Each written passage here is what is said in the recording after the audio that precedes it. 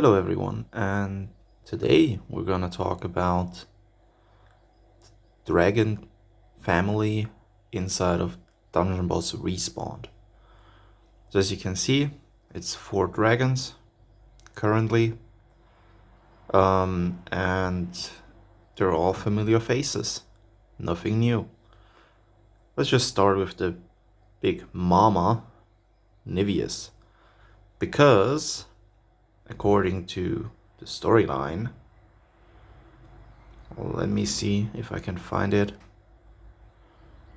There. Our hero, Niveius, was lord and leader of the ice dragons. Her disposition was cold-hearted. Her methods questionable. Yes. Niveius is canonically female. For everyone who thought it was the Dragon Bros, Arakis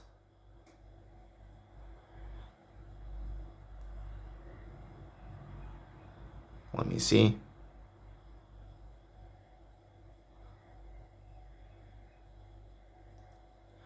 It is said that when Arakis first hatched, she was the kingdom's most adorable dragon.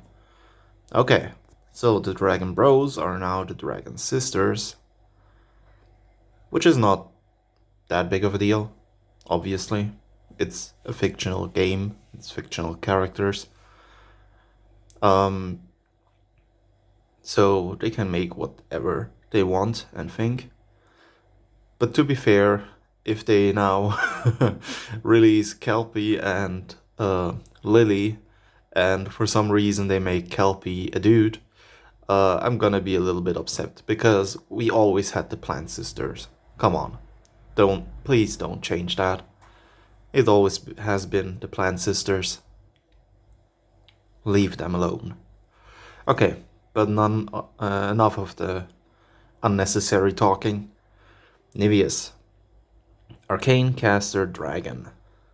I have her at 3 stars at the moment.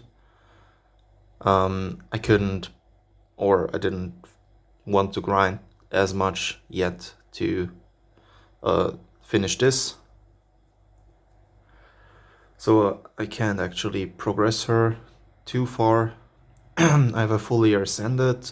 Epics are not in the game yet, so we'll see when this changes, whenever we get other things. And as you can see, the statistics are very clean. We don't have the nature damage reduction or dark damage reduction or anything like that. No chaos damage reduction, nothing. We just have damage reduction, dodge chance, crit multiplier, health, skill, defense, attack, and the speed, which is nice. I mean, it's all that you need, basically. She is flying. Nothing changed with this passive from the Dungeon Boss to Dungeon Boss Respawn. She has Slippery Scale, starts with debuff immune to all debuffs for 1 turn. Don't know why they had to clarify debuff immune, but okay. So the first turn she is debuff immune. Be careful if you polymorph her on the first turn. It doesn't actually count as her first turn. Whenever she polymorphs back to Niveius, she's still gonna have Slippery Scales active, because the first turn hasn't passed for Niveius, because she was polymorphed into a bunny, for example. Rhymy Rebirth. Resurrects at the end of the round after being defeated for the first time. If defeated again after 3 rounds of being defeated, this character will resurrect at full health, rounds indicated by stag number. This should also say that it starts at 3 stacks whenever you enter a dungeon or PvP fight, but it resets every encounter, so basically every room that you go through in PvE, it resets to 1. So you have to wait another 2 turns for her to revive in PvE. Time on our side. At the beginning of each round, reduces the health of all enemies by 3% per arcane ally on the team. Effect persists even if this character is defeated. I'm not too sure, but I believe a few people have tested it, and it doesn't actually work in PvE, or it has a similar what's it called? A similar mechanic as Shocked, that it actually can't apply to enemies that are much higher level than your team. So yeah, and a 3% health down is not really visible.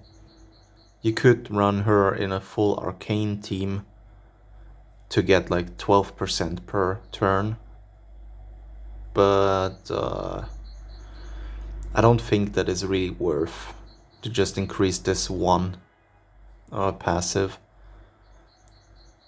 Yeah. And Icy Doom, when this character is defeated, applies Frozen for 2 turns to all enemies. This is insane, obviously. We have Chaos Missile, basic ranged magical attack on target enemy for base damage that applies to 1 stack of either poisoned, burned, chilled, shocked, or diseased for 3 turns at random on hit. Okay, yeah, Chaos is just a random debuff now. It's not shield piercing and ignores defense or anything, it's just a random debuff. Shivering Screech, ranged magical attack on target enemy. For base damage, it applies Frozen for 2 turns on hit, then applies Silenced for 2 turns to all enemies. This is not an AoE spell, like it was in Dungeon Boss. This is a single target spell that just puts Silenced on all other enemies. So, yeah, just keep that in mind. I've been surprised by it only hitting 1 enemy, so yeah. Removes target ally corpse and summons a snow minion at level, whatever level the ability is, a slow water arcane tank character in its place. Then all arcane allies gain 2 stacks of empowered for 3 turns. Okay, empowered gives a little bit of attack and crit damage, I think, or something like that. So decent, but like 2 stacks. You would need other allies that give more stacks of empowered as well to actually make it useful, because like 2 stacks is not much. And then we have Shattering Sacrifice. Sacrifice itself to make a ranged magical attack on all enemies for base damage, then purges all on hit and removes all enemy corpses, cannot be dodged. I believe purges all on hit would be purges all buffs on hit, which is kinda useless because, I mean, not really, but kinda, because when she dies, she freezes everyone, and freeze currently removes all buffs and debuffs once it gets applied. So this would basically remove like a buff that, like invincible or something, removes invincible, so she can actually apply anything and then just freezes. So as you can imagine, this is pretty strong, especially with being able to resurrect every 3 turns and freezing for 2 turns, so yeah. As long as your other heroes are alive, she's gonna freeze and perma-freeze again. Arakis. He has his assumed Arakis skin if you had that in Dungeon Boss. And he also has his normal Arakis skin. Doesn't change anything, only his visuals and his name. He's a cast dragon. Flying, obviously.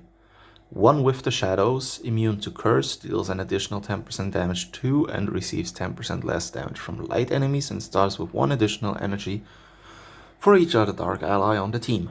Okay. Nice. Soul Steel Armor. Armored. Okay, that's 25% damage reduction to physical attacks.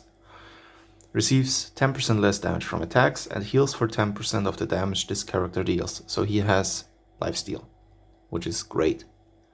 Because not a lot of heroes have that. Like this just plain lifesteal. If you have like heal 25% of the damage dealt against burning targets. Which is okay, but like not really useful for most cases. Because unless you're fighting heroes that are actually able to get burned, you're not gonna get any lifesteal out of this. And this is just 10% lifesteal. Perfect. And Perseverance. This character receives 50% less damage from AoE attacks, which is basically the same thing as the honor-bound heroes have. The same stats. I haven't fully ascended him. We're gonna take a look what he gets at the last one in a minute. Chaos Missile, basically the same thing as with Niveius. Draconic Wrath, ranged magical attack on all enemies for base damage that applies 1 stack of wounded for 3 turns on hit, then all dragon allies gain 2 stacks of empowered. Yeah, so if you're using Niveius and Arakis, Arakis is basically just better because he is not arcane, so Niveius can't actually buff him, but he can her, but she can buff Niveius. And we have Corruption from Within, which gives Cursed on all enemies, applies 2 stacks of Cursed.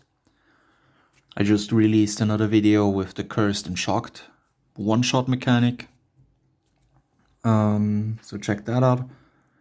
And then we have Order from Chaos, cleanses up to 1 debuff from all allies, then makes a ranged magical attack on target enemy. Heals all other allies for 50% of the damage dealt. Sounds decent, yeah. And Draconic Heirloom. At the end of the round, this character deals damage to all enemies. This effect continues even if defeated, as long as their corpse is on the battlefield. So, nothing new with the Draconic Heirloom. But it's probably not gonna deal too much damage. I haven't bothered with ascending him yet, her yet, so I can't actually say. But just judging from not seeing any Arakis in PvP, I would assume that it's not really strong. At least compared to other heroes or families that are more busted at the moment. Story, the same as with Niveius.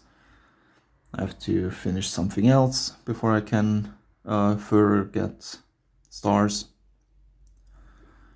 And now we have Fancy Inferno, which obviously is just Inferno with costume on. Doesn't change anything, just his name and his visuals. Flying. Fireborn, immune to burn, deals an additional 10% damage to and receives 10% less damage from nature enemies. Okay, deals an additional 25% damage to healer class enemies, which is great. And heals for 25% of damage dealt when dealing damage to burn targets. There we have it. So, base damage, so not fire. Ranged physical attack that applies 5 stacks of burn, so the max stack number of burned already, which is great. And ranged magical attack on target, base damage that applies 3 stacks of burned on hit, deals 3 times damage if the target is already burned. If the target is defeated, the corpse is removed. Sounds great. I mean, triple damage just if the enemy is burning, and like it's pretty easy to apply burning as long as the enemies are not immune to burned, so decent. Dive Bomb, melee physical bite attack for base damage, then all other flying allies can attack one random enemy. Okay, yeah, why not? And Reckless Pyromania. Dragon and fire allies deal an additional 10% damage to burned enemies, and their damaging attacks on burned enemies apply 1 stack of burn for 3 turns to another random enemy. So basically just spreading the burn. Plus a little more damage against burning enemies, which is also great. And I forgot to mention he's Dragon and Rogue, so he's not a tank anymore. But now we're at the tank of the team, Spitfire. He has Flying, Fireborn, the same as with Inferno, Taunter, he starts taunting for 3 turns, and Guarded. This character's defense is increased by 15%. So we have the defense buff, and theoretically there should be 10% damage reduction because taunting gives 10% damage reduction, but it's not showing for some reason. Basic ranged magical blast attack on target for some damage. Draconic jump that applies basic on one target enemy, that applies 1 stack of burned, then grants 1 energy to all dragon allies. Okay, he's a tank, so Lockjaw, melee physical bite attack on target enemy that applies silence for 2 turns on hit starts powered. So this is basically just what's the name of the other character? Torchy. I think this is just an ability from Torchy that they put on Spitfire. Then we have Debilitating Smog, ranged physical attack on all enemies that applies exhausted for 2 turns on hit and cannot be dodged. But I guess it can miss. I don't know. Exhausted is kind of useless at the moment. As far as I know, it doesn't work. It's basically just for 2 turns, they don't gain energy naturally. So you can still gain energy with passives or energy potions theoretically in PvE. You just don't get the +1 energy every round, which is kind of useless. Like when you're attacking a defense, it's useless because they start powered anyways. And if you are the one attacking, it's his 3rd ability. He's never gonna get it off. So Flying Guard increases defense by 10% for all flying allies. Would be nice, but not necessary. So basically Inferno and Spitfire, or more so Inferno, would be great in just a burning team. If that would ever be kind of useful, I don't know. Niveius is great overall. Arakis is kind of meh, but it's just because we can't actually boost the damage yet with like runes or anything.